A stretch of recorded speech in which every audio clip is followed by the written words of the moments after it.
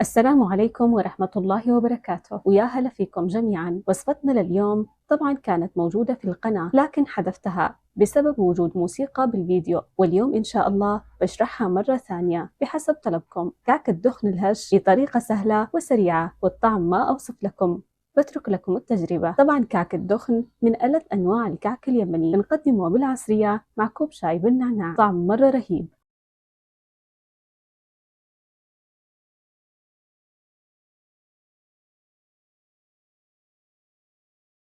ولعمل كعك الدخن يلا نبدأ بخطوات العمل.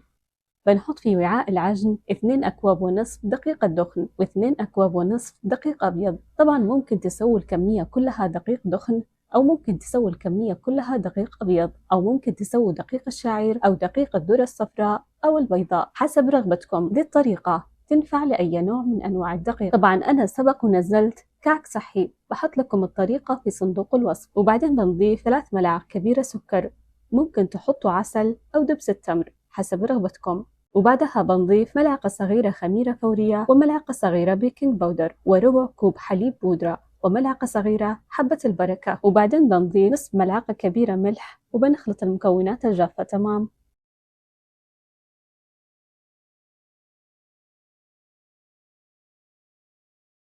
وبعد ما خلطنا المواد الجافة تمام بنضيف البيض. طبعا أنا هنا ضفت بيضة كاملة وبياض بيضتين، ممكن تحطوا بيضتين وبياض البيضة الثالثة، لكن أنا فصلت صفار بيضتين لأني أحب أدهن الكعك كمان من فوق، لكن يكفي صفار بيضة واحدة للدهن لكمية الكعك يلي بالفيديو.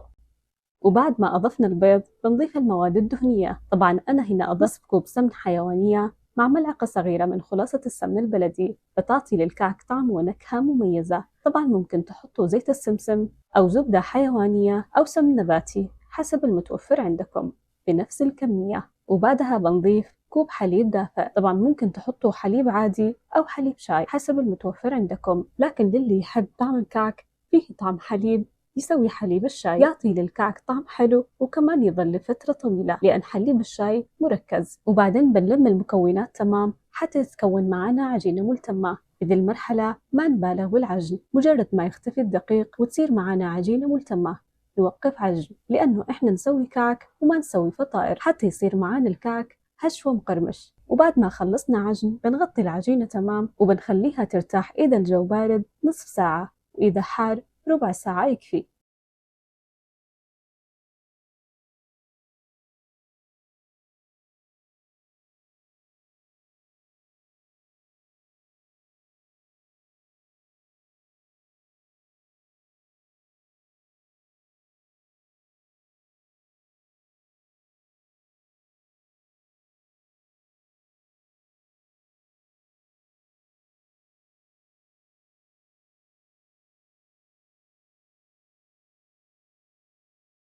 وبعد ما مرت عندي ربع ساعة قسمت العجينة ل3 أجزاء، وبعدها رشيت سطح العمل بالدقيق وفردت كل جزء من الأجزاء يلي قسمتها بسماكة حوالي 1 سنتي. وبعدها بنشكل الكعك بأي قطاعات عندنا، أنا شكلتها بالشكل الموضح. طبعا الطريقة سهلة وسريعة، بتحتاجوا ربع ساعة فقط وبتخلصوا كل الكمية لأن العجينة سهلة وسلسة.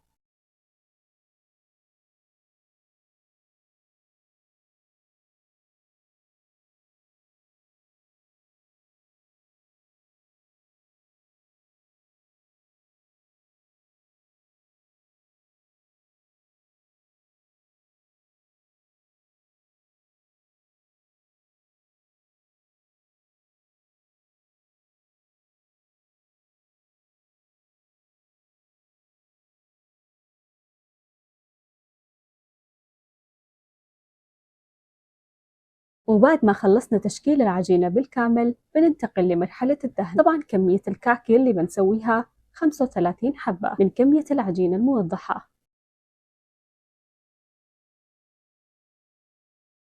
وخليط دهن الكعك عبارة عن، طبعا إذا ما تحبوا البيض ممكن تدهنوا الكعك بالحليب مع شوية دبس التمر. هنا أنا حطيت على صفار البيض دبس التمر. طبعا دبس التمر جربوا إضافة دبس التمر لصفار البيض عند الدهن، بيشيل الزفرة وكمان بيعطي لون حلو للكعك. بعدين بنحط قطرات من الخل وبنخلط تمام وبندهن الكعك بالكامل مثل ما هو موضح.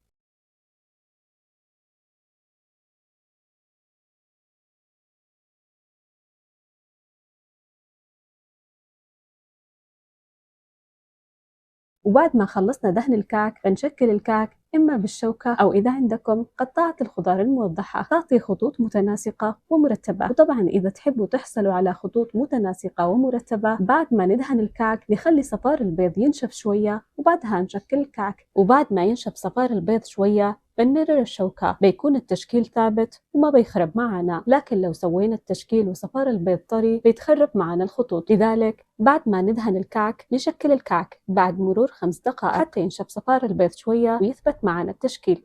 وبعد ما خلصنا تشكيل الكعك بالشوكة أو بالسكينة الموضحة بنحط الكعك في فرن ساخن مسبقا على درجة حرارة 180 من تحت لمدة 20 دقيقة، وبعدها بنشغل فوق وبنخليها هادئة جدا حتى يستوي الكعك بالكامل. طبعا ما نرفع النار من فوق نهائيا، إذا نحب تحمير الكعك يكون حلو، لكن إذا رفعنا النار من فوق بيتحمر الكعك بسرعة وبيصير طري وما بيكون شكله حلو. لكن إذا خلينا النار من فوق هادئة بيتحمر الكعك بهدوء وبياخد اللون الحلو. وطبعا إذا نحب الكعك مقرمش بزيادة بعد ما نطفي الفرن بنخلي الكعك بالفرن حتى يبرد تماما، وإذا نحب طري شوية بعد ما يستوي الكعك بنخرجه مباشرة وبنخليه يبرد تماما.